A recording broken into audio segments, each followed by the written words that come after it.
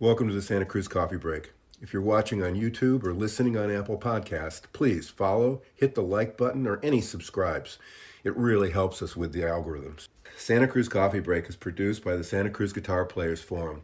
All opinions are those of the speakers. We invite you to join us on the Santa Cruz Guitar Players Forum at SCGCPF for more fun. Now, let's get on with this installment of Santa Cruz Coffee Break. And we would like to welcome everybody to the 89th podcast of the Santa Cruz Guitar Players Forum. And we are excited, blessed, and honored to have Lloyd Baggs with us today, a returning victim after last year's NAMM, and now it's kind of after this year's NAMM. So welcome in, Lloyd. Thank you very much. It's a pleasure to be here. Yeah, we're real excited by this. Let's just jump right into it. If you go to the LR Baggs site, you see this guy standing there with this guitar. Yeah. So tell us a little bit about that. Well, that all started back in 1974, 75 when I made my first acoustic guitar. I don't know how many people know that I was actually a serious builder back in the day. And I had ended up building guitars for a couple for Ry Cooder, Jackson Browne, Graham Nash, Janice Ian. I was a serious luthier in Southern California in the mid 70s. And through, I was also very into the scientific angle of lutherie. And just because there was no information about how you could make a guitar sound good then, it's like the literature was pretty much non-existent. But violin people, there was a lot of literature about tuning plates and ring modes and this mode and this and that. And so I got really interested in that. And then I found this group of people called the Catgut Acoustic Society that they did a bunch of PBC and different programs. There was a bunch of really eminent scientists trying to reinvent or deconstruct the Stradivari. And I don't think they're around anymore, but basically you had all these physicists and stuff that were analyzing how a violin vibrated. So I was able to join this group, and like 95% of what they were talking about made my eyes water. But the 5% I was able to adapt to learning how a guitar vibrates. So I was using salt and pepper on the tops and a surplus sweep generator and a Radio Shack loudspeaker and a guitar amp to sweep frequencies to these guitars and learn how they were vibrating. So I think that I just went down this rabbit hole for a couple of years, and I think that really informed my building. And so I got pretty popular pretty fast. And in 1978, 79, my basic unadorned plain acoustic guitar was $3,000. So I was getting really good money. I had a great clientele. I had at least a 2-year waiting list. And so I was really, I was luthier. That's how I looked at myself. And so then this pickup thing came along with some of the guys I was building guitars for, wanting to amplify their instruments. And so that really, I won't tell that whole story, but basically that's how I got into making pickups. And not too long after the pickup business was launched, the pickup part of my business came along in 1980. And then by the mid 80s, I kept my hand in building and in the acoustic science just out of curiosity. And in 1987 or so, yeah, I built my first acoustic electric guitar, and that I licensed to Godin. It was the Tele Acoustic. I don't know if you remember that thing or not, but it was a Telecaster body with a hollowed out was a hollowed out Telecaster body with an acoustic top on it, and this thing hung under the bridge that looked like a kalimba. That was these little vibrating rods that were tuned to dreadnought major frequencies to absorb energy from the string, so the guitar wouldn't have unnatural sustain. And so I've always had this scientific thing going on in the background behind the pickups. So um, that guitar, because it had the LB6 on it, which was, the LB6 would have sounded pretty good on just about anything. It wasn't the most accurate, but it had a thing. So that, in combination with this guitar, really worked pretty well. But acoustically, it never really satisfied me. It felt a little bit, you know how acoustic electric guitars from a acoustic standpoint tend to all sort of sound like banjos. Very much so, yes. Yeah. So you know the computer expression GIGO, garbage in, garbage out. So there's a certain point on any instrument you can't EQ that. You can't get rid of the crap that's in it. You know, if the instrument isn't decent, there's no way your pickup system is going to have a prayer of it making it come across. So anyway, fast forward to COVID. Although I had still been, so let me back up. Since the Telecaster, I had this curiosity about why acoustic electric guitars didn't sound pleasant, at least, or sounded kind of like a banjo. So about every couple of years, I would take a week off and build something. Tried carbon fiber tops, honeycomb tops.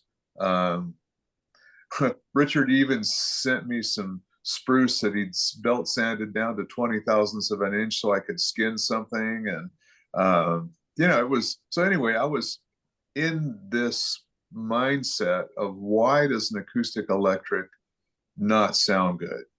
And so then COVID came, we all started working from home, and basically the guys at the business suggested that I start building again, like for real. And so instead of building acoustic guitars again, I thought, well, let me take another crack. Let me take another crack at the acoustic electric. And a lot had changed in the years. And one of the biggest things was that with this, I had more scientific and analysis equipment in here than I ever had back in the 70s with my crude setup. So, I started doing mode studies, ring studies, just trying to, kind of refresh my head on that. And then I built my first one. And basically it was a similar formula with a hollowed out body and a brace top. And I made it a little bit bigger, about the footprint of a dreadnought, so it would have a little more chance of sounding better.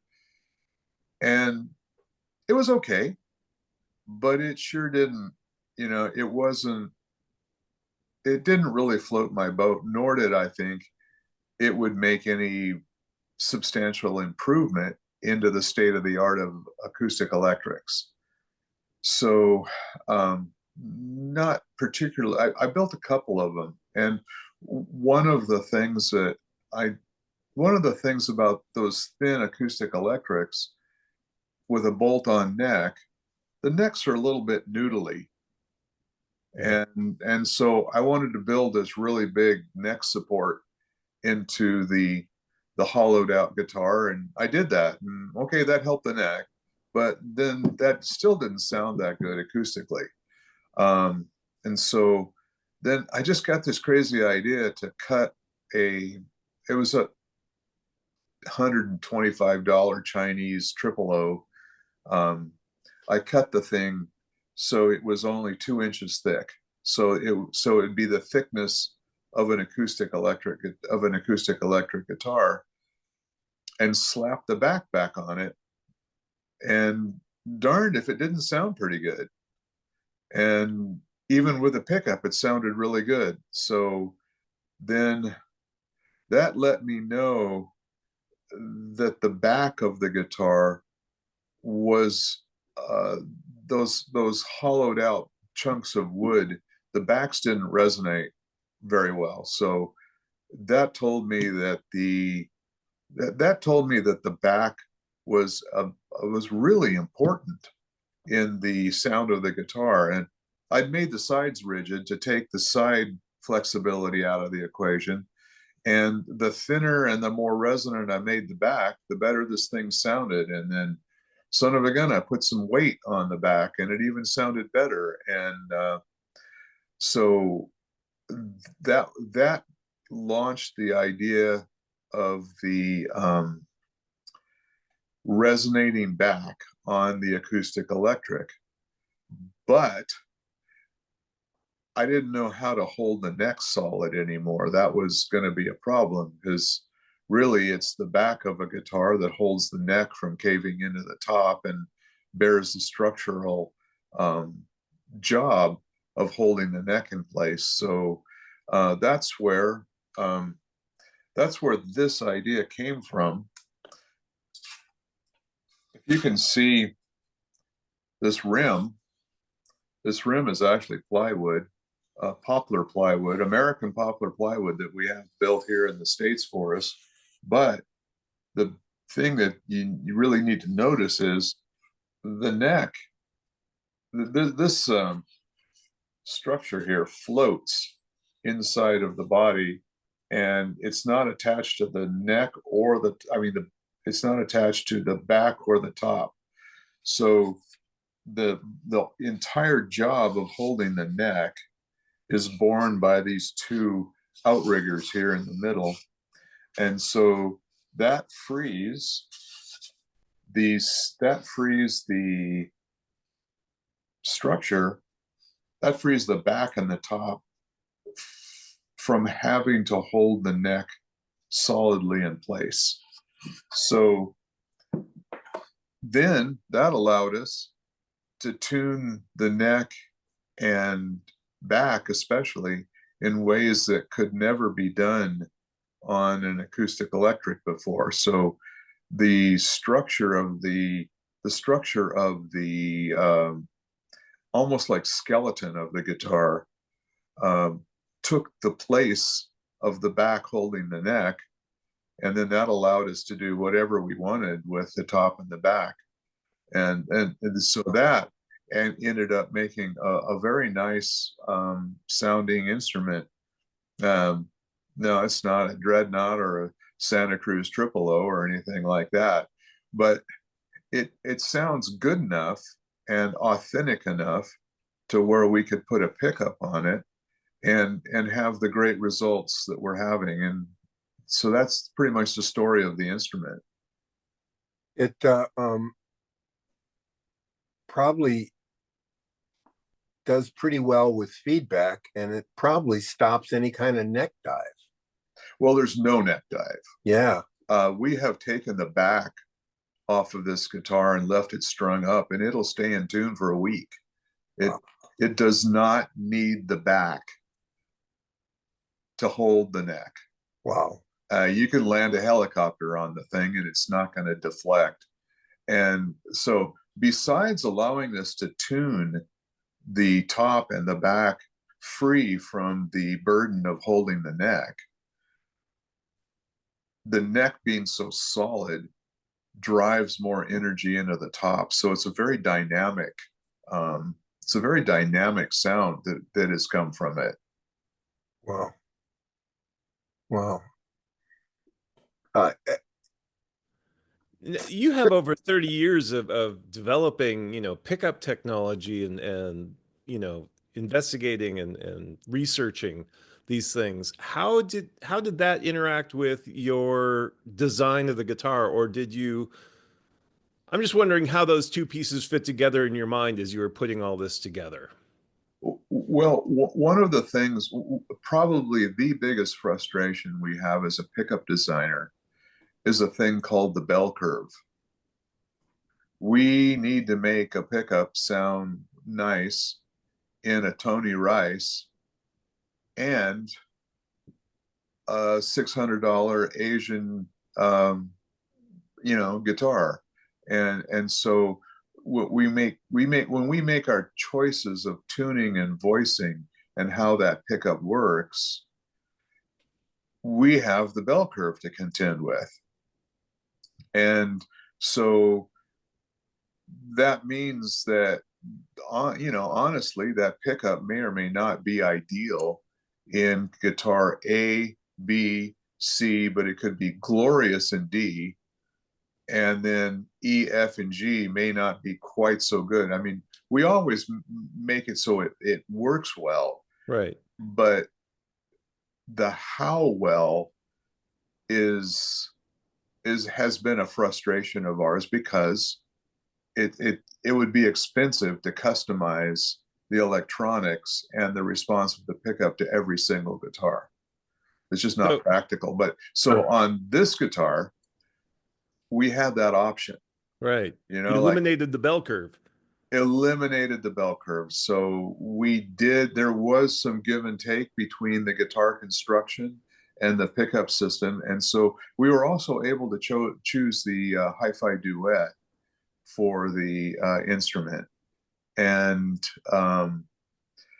because the instrument sounded nice, we could put a faithful pickup system in there, and we didn't have the bell curve to contend with. So we were able to voice it to bring out the absolute best qualities of the instrument. And it's a pretty happy combination. So is it a stock pickup, or did you tweak the pickup as well so that the two pieces work as well together as they possibly can? Well, the sensors, the hi-fi pickups and the microphone are dead stock. Okay. And one of the things about a good pickup is it's fairly neutral. Like, it's like a good microphone.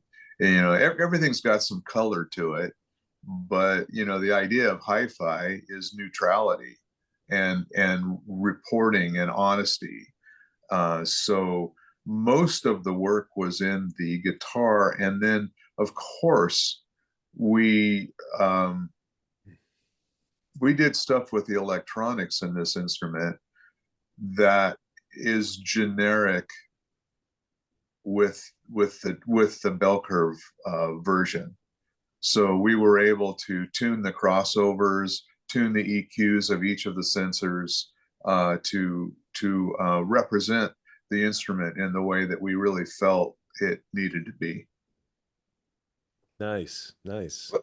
What's the player response? Oh, it's been phenomenal. Yeah. It's been we're getting nothing but 5-star reviews on Sweetwater, and everywhere it goes, people they're responding to it in extremely positive ways. And I think probably the biggest review or customer accolade of this thing is that we're kind of sold out right now. So we're having a hard time staying ahead of the demand. So, you can sell something to anybody once, but it's the sell through that really is telling the story. And we're getting tremendous response.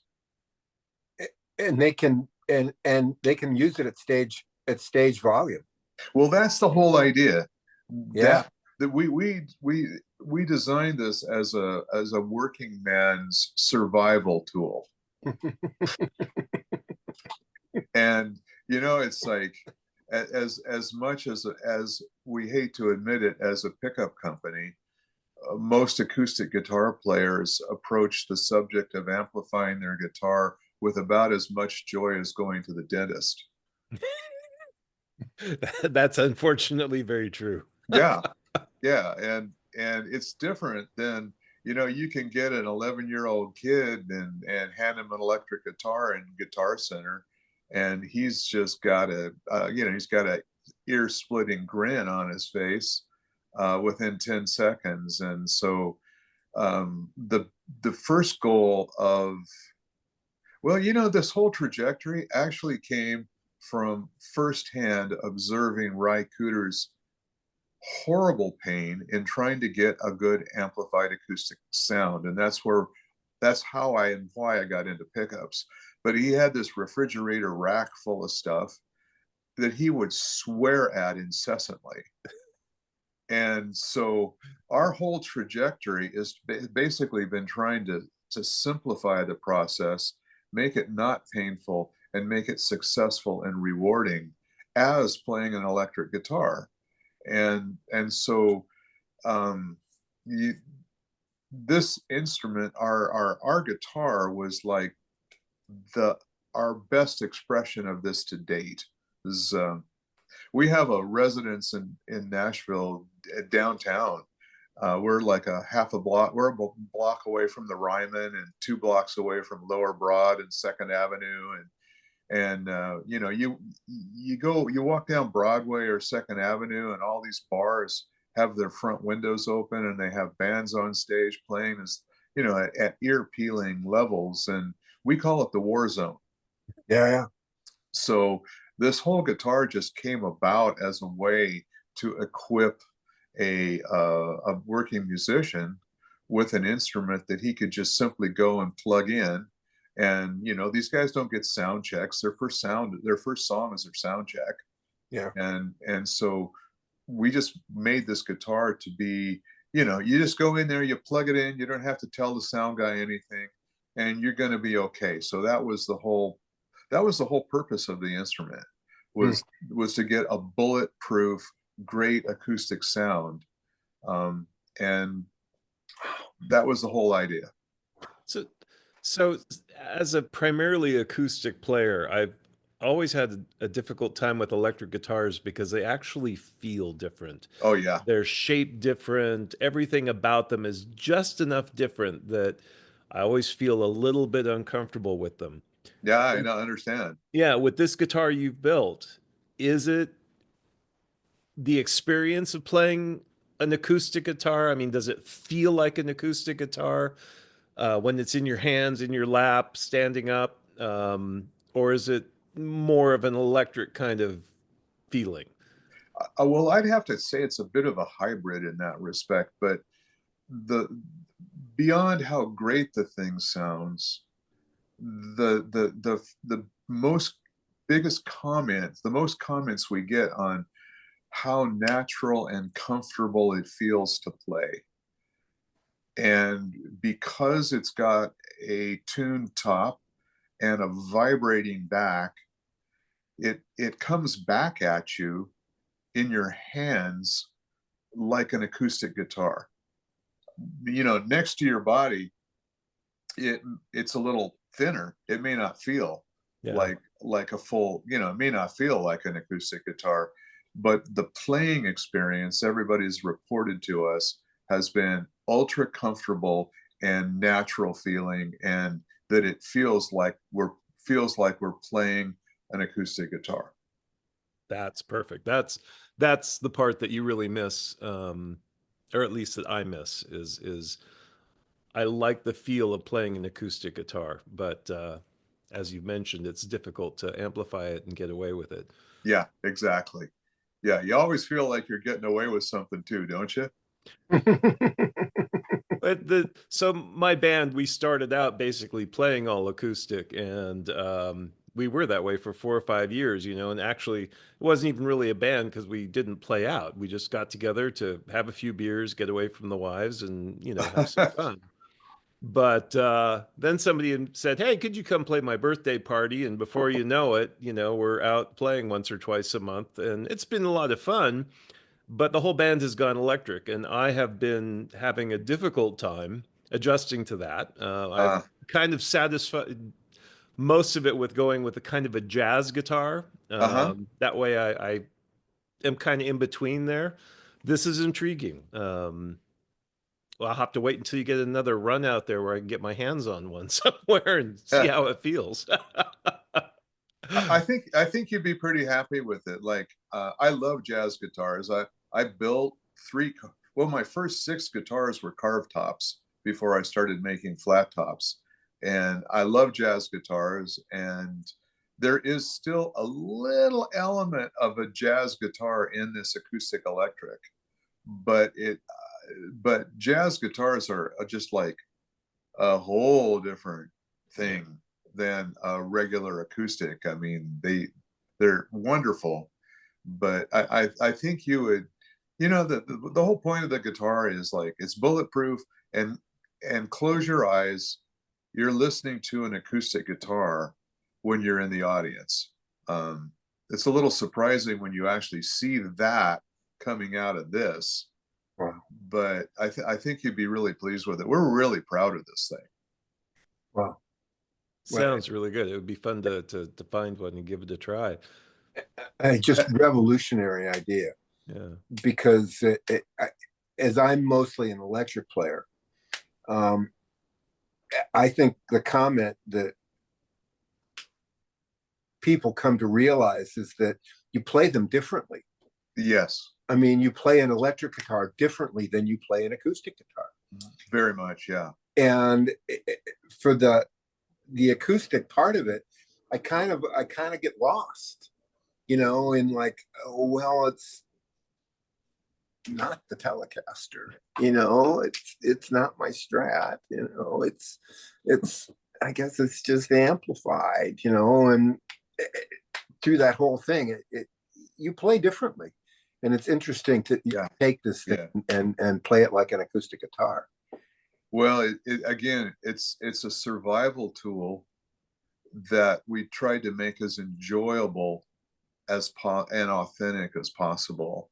But one of the interesting things to me is that it's finding some people that are playing it that I would not have anticipated it. Like, as I said, this was a lower Broadway war zone guitar. But like Molly Tuttle's been fronting this thing for 9 months now. Wow. And it works for this particular type of style she likes. And she loves a guitar. And and Seal, for instance, it's his primary touring guitar now. And so it has this really really broad range of. It has a lot more reach than we had anticipated, which is great. It makes me happy, because really it's all about giving a musician a tool that's like a magic carpet, right? That's all you want. Yeah. That's all you want. You just want a magic carpet that you can fly somewhere with, and that'll inspire you and make you feel good about what you're playing, and then everybody's going to win. Well, I like your classification or description of it as a survival tool, because when you're trying to fit, a drummer and 4 other people onto, 20 square feet, it's not like you can bring 2 or 3 guitars to handle different styles or whatever else. And yeah, having one that's a little more bulletproof, that's a great idea. Yeah. You probably still need to bring your electric, though, because that's one thing this will not do. No, I don't. But I mean, for those who play both, this is so acoustic. You'll never be able to get electric from here. And no special preamp or anything, just get and go. Oh, well, you don't need any outboard gear. That's the point. Yeah, that's what I'm asking, I guess. Yeah, I mean, we voice all of our systems in a number of environments. We have a studio, and we also have a large PA. So we'll put them in a number of areas, but basically our whole trajectory has been to voice our system so they're as close to plug and play as possible. I mean, we can't anticipate a nightmare PA or a weird room that's got crazy bass modes and things like that. But by and large, if you plug this thing into any performing arts center's PA or a decent PA in any club, you'll be good to go. Just plug it in and go. Still got the tune. Yeah. Any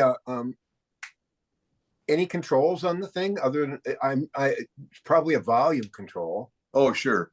The preamp is it's a side mounted preamp. I don't have the guitar here, but it's a small side mounted preamp, has a volume control, and then it has a mix control that goes all the way from the hi-fi pickup. I mean the hi-fi pickups all the way to the silo mic. So you have a palette. You can access whatever palette your song or your environment is happy with, and then it also has a tone control that's plus or minus brightness, and then it has a phase reversal, and it also has a battery gas gauge built in, so it has a tricolor LED, so you always know where your battery's at. But the controls are very simple. Yeah, that's a great idea. Too much of this pressing a button to see if the battery is working. It's like, I don't want to go there. Yeah. I'd like to just look at it, and know that it was okay. Yeah. Again, that's. Yeah, I mean, well, we have some crazy arguments about what controls we should put on our products. They get pretty heated sometimes, but we always try to do what is the minimum. What is a minimum that we can give that does a good job? And so the guitar takes care of a lot of that. So we didn't have to give you too many controls. Wow. So just asking as an acoustic player, what are the specs on the guitar? Nut width, scale length, all the things that acoustic geeks tend to okay. go a little crazy over. Wow. Well, first of all, that 100% is all on our website. All right.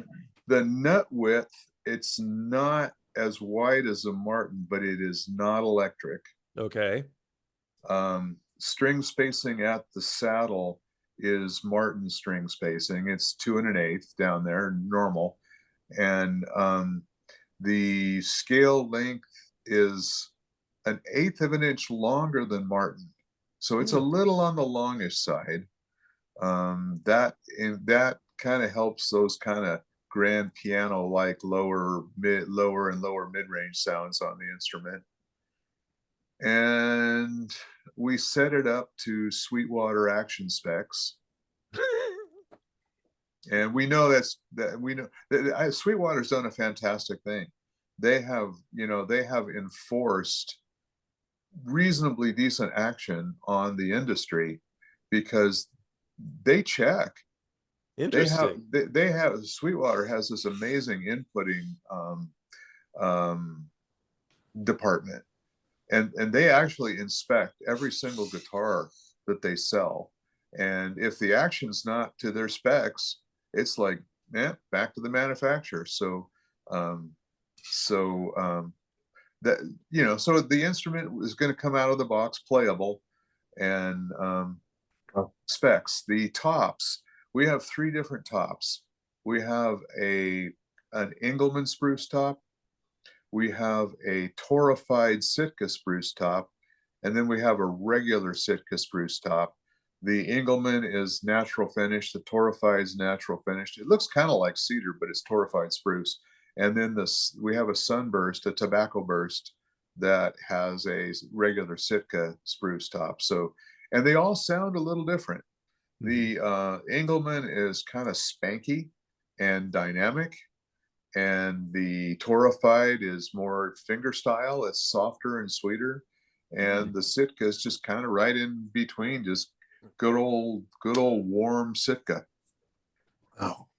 And then the backs themselves are solid Indian rosewood that are braced with 3 pretty light braces, and the backs are tuned to the top to give the vibration of the back is what really fills out the lower frequencies of the instrument. So neck's mahogany, and the rim is, as I said, it's American poplar. and it's sourced here in America, and the guitars are actually being built by Crafter in Korea. Hmm. And these guys have been in these guys have been in business for 40 years, third generation company. Uh, they were dear friends of ours already because they had bought our pickups for 30 years, and they were crazy enough to take on the project. Wow. Yeah, so we couldn't be happier. They're really knocking it out of the park, and the guitars are very consistent. And yeah, as I said, really, I don't think I ever said it, but the guitar is a formula. The tuning of the top, tuning of the back, size of the body, that's what makes the instrument sound like it does. And so they're doing a really good job of maintaining the formula. So the instruments are, you're always going to get little variations from guitar to guitar, but still they've been very consistent. We've been really pleased with Crafter as a partner. I'm blown away by the sound hole. That's just nutty looking. I mean, I'm sure it's a jaw dropper to hear it. Well, it's yeah, that's functional. Yeah. It's so. Do you remember the original Chet Atkins guitar, right? Yeah. That people used to call the sound hole plug the ashtray. Yeah. Right. So Yeah. the first ones we built had ports coming out the side, because it having the thing closed off completely would make it more feedback resistant than it already is. And we have we have a little tiny silicone ring that comes with the guitar, that if you ever are in that situation where you need that ultimate bulletproofedness, you can slide that thing in under the strings without taking the strings off and seal the air off completely. But what we did with this thing is we wanted to have enough acoustic come out that you'd still feel more acoustic. So we actually found out that we liked that spot the best. We liked it better than the ports in the side. And so okay, what are we going to do with that? And so the sound hole of a guitar is like sets what's called the Helmholtz resonance of the thing, which is like if you blow into a pop bottle with some different amounts of air in it, you're going to get a different sound. And if you vary the size of the hole in the pop bottle with the same amount of water, you're going to get a different sound also. So a typical acoustic guitar sound hole is tuned around 130, 140 hertz. We cut the area of the sound hole by about 3 times, which dropped the resonant frequency down to around 20. Wow. So that's basically out of harm's way for any instrument in a PA. Most PAs really, some of them will say they go down to 20, but mostly, so it's not a problem. So you get the freedom of having air coming in and out, and we chose the area of that. And then the other thing was just it was decorative. We wanted to have something that would be iconic and instantly, like, you're going to see that, you'll know what this thing is from the back row of any arena that you're in. So it's functional from a sound standpoint, and also functional from a recognition standpoint. Yeah, that's Beautiful. really important. It's beautiful. Thank you. It is really beautiful. I there's so many of those little things. I was pretty familiar with a big band that was playing Chet Atkins, and it had to get rid of it. It had issues. It had issues when they tried to reproduce certain frequencies from it. Uh-huh. It just wouldn't do it. Huh. And so this is beautiful. Well, thank you. I mean, really, really beautiful. Thank you so much. Thank you. We worked really hard on that, and there's a little funny story in here also. If you see the headstock, Yeah. well, the reason that I got into pickups was that Takamine copied a guitar that I made for Ry Cooder, and Ry showed me the guitar with the pickups in it, and that caught my interest in making pickups. And so so when you remember the original Takamines had a Martin looking headstock. Well, Right. when Martin started rattling their cage about that headstock, they adopted mine. So the Takamine headstock is my headstock. So on this guitar, I wanted just to have a little wink Yeah. at my, I couldn't use my original headstock anymore, but I just wanted to have a little wink at the just a little wink on the headstock design. That is funny. It's a I can't wait to see one. Yeah. I really can't. I can't imagine anybody in the Bay Area, maybe Bananas at large. Yeah, I'm actually not in, I'm not really in touch closely with our dealer network as probably as well anymore as I should be, but Right. It's beautiful, Lloyd. thank you. Thank you. Beautiful. The other aspect is you'll notice it's not LR bags, it's bags. And that's your whole team concept. that's my whole team. And also my son is a brilliant mechanical engineer, mostly in the bicycle arena. But I could not get anybody to make this body for me. And so we bought a CNC router, and my son learned how to program it. And then he's also the one that took my sketches and of the body and the body shapes and stuff, and actually turned that into a real CNC object.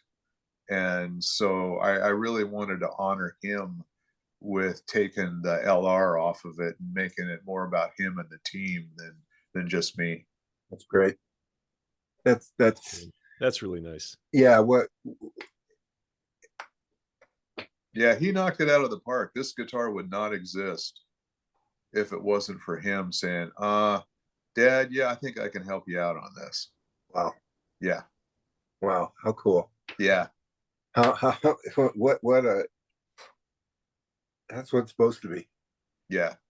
Yeah. So is this like the opening salvo and some new product development for the bags company? Do you have other ideas in the back of your brain that are going to possibly come out and become product in the future? Wow. This guitar was the product of so many things coming together, and different inspirations from different parts of the company, and that it feels pretty complete. And we've been trying to, and there was a really specific reason why we invented the guitar, and it was to be a survival tool for acoustic musicians. So we've been trying to figure out, honestly, what do we do? How do we follow on? And I've been at this point, well, let me back up a tiny bit. In our company, we never do anything that hasn't been created by inspiration. It has to solve a problem, it has to be the best in its field, and it has to have come from an inspiration to go in that direction. So the guitar came from that inspiration, but guitar number 2 hasn't happened yet. I keep knocking on that door and opening that door. Are you there yet? What are you doing? But I haven't seen it yet. Although a couple of weeks ago, I was comforted in a little bit by the fact that even though Gibson did the Les Paul, and there were, Gibson had a big line of guitars, the Les Paul has always been the Les Paul, and it's had a good life. It does a certain thing, and it's helped create a certain kind of music, and it has a, gosh, 70 year run as the Les Paul. So I'm not feeling I'm not feeling the spirit in my back quite as much to, produce a follow-on to this guitar, because I kind of think we actually did what we set out to do. And but I don't want to rule it out either, because you never know. Sure. Yeah, no, I heard the yet.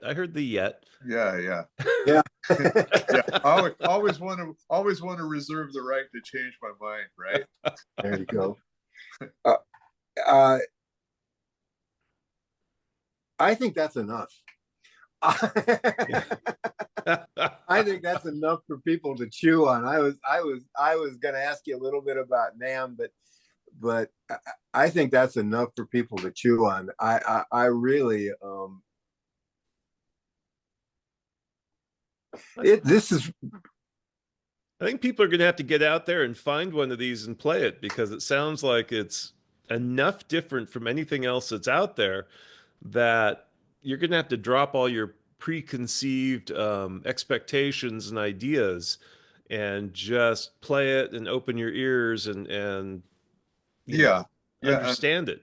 Sweetwater does have a return policy too. Mm-hmm. So that's an easy way for anybody to get a hold of one with not ultimate commitment. Right. If and when they get more. Yeah. We're working on it. We're working on it. Sweetwater actually might even have a little stock right now. They've reordered from us at least a half a dozen times since we've introduced the instrument. So they may. I'm not sure if they have stock right now or not, but it's just that we're out of the Sunburst and a couple of the other one. Well, one and the Torified. So I mean, but we have more coming in. And another thing that I want to say about the guitar, though, is that we inspect every single guitar that goes out. Every one. We put it through the Sweetwater inspection process, and we make sure it is perfect, or as perfect as we can make it, before we send it out. So we have not released it to our European or Asian distributors yet, and we haven't done a turnkey drop ship yet. We're still working on refining our processes, and so we're looking at every guitar that comes in, and if we need to make any adjustments to it, that becomes a feedback loop to Crafter, who are continually getting better and better. And it's still kind of early days in our production, so we're learning. And right now I'm really happy with what we don't have to do when guitars come in. Sure. And we are moving towards that place where we can allow Crafter just to drop ship directly to some of our distribution partners. Is it Plect? No. But speaking of Plect, you know about Plect Jr.? No. Oh. Well, NAMM. Okay, so Plect has come out with a read-only machine. So it's a scanner. It's basically a 3D scanner. You drop the guitar in the cradle, you hit go. With 1 minute and 40 seconds, it tells you nut height, fret height, string height at the 12th, saddle height. It tells you everything. So it is sodium pentothal for action. Sure. And now it doesn't do anything else. But it gives you credibility. And so I'm I I I'm sure that Sweetwater will be replacing some of their input inspection, at least the action part of their input inspection with these Plek Juniors, because it'll take a 10-minute process and turn it into a 1 minute and 40-second process, and it's perfect. There is no argument. And so I'm very excited about this Plek coming to be. And we're currently talking about as soon as Plek gets over their teething and gets their production under control, we're planning on having one at the factory, so we can actually send a little piece of data paper along with the instrument. That might take a year or so for us to get there, but the point is, with Sweetwater and some of the other distributors having these machines, guess what? Yeah. Every guitar maker on the planet's going to have to be minding their P's and Q's and get it right. And I think that's a very exciting development. Really, really. I can't thank you enough for this time. Oh, it's my pleasure. Oh, it's we're gonna get you again next year. I can't imagine. I can't imagine what it's gonna be, but Lloyd, you've been really, really generous with your time, and it's always an honor and inspiration to talk to you. Well, thank you guys. Thank you so much. It's it's a great community that we work in, and I'm privileged to be in it. We will we'll post a link to the website, especially on the guitar on the post, and we'll send you down the information. You can share it around if you want, and wish you the most pleasant of a Friday afternoon. Well, thank you guys. Thank you, gentlemen. Pleasure talking to you, Lloyd. We hope you enjoyed this installment of the Santa Cruz Coffee Break. For more music-related fun, please join the Santa Cruz Guitar Players Forum at SCGCPF or santacruzguitarplayers.com. If you have any questions or possible podcast topics, please contact us. If you have a product or service that you feel would be of value to our listeners, please consider adding your support and keeping the coffee pot on. Contact us for more information. We ask that you hit the like, follow, bell, or bookmark buttons so we can keep you informed of upcoming podcast episodes. We hope you enjoyed Santa Cruz Coffee Break. Now it's time to go play your guitar.